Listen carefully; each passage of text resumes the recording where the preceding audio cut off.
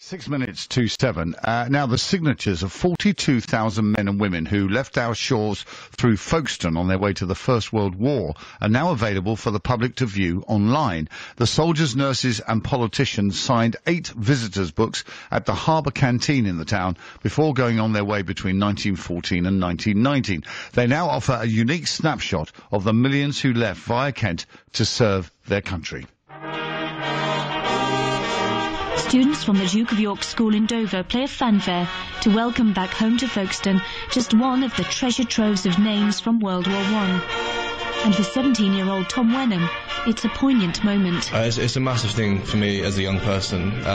Personally, my father's in the military, so there's a side of that comes into it.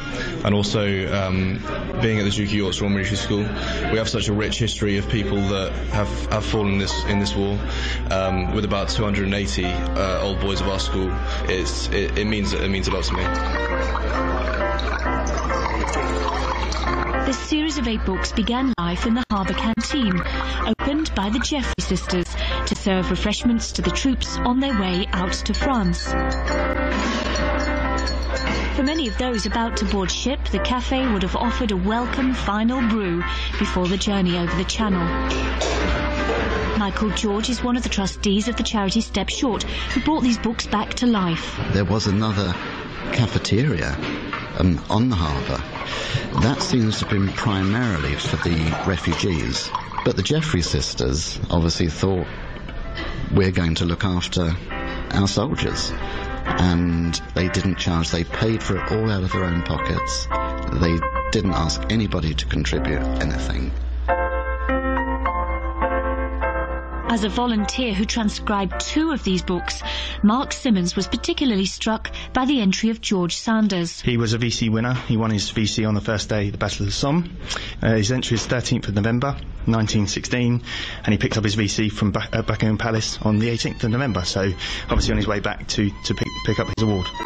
Once the war was over, the books were handed to the town, but were lost again through government reorganisation, until they were stumbled upon just a few years ago in the archives at Whitfield near Dover. No, it was one of those eureka things where you're looking through an archive for stuff that relates to Folkestone or the First World War, and they just came across these books, opened them, and realised that there was this gold mine. It's taken 24 volunteers 18 months to get these names online, but they are now available to historians and family researchers. Even local MP and chairman of Step Short, Damien Collins, could not resist having a dig around. I try to find my ancestor in there, my great-grandfather, who was who fought in the war.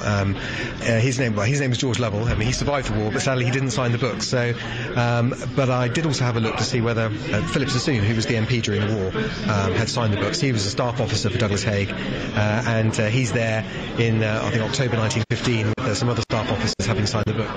A press cutting dating from the 1950s states that the books were now in the keeping of the Folkestone Library, but that not many people asked to see them anymore.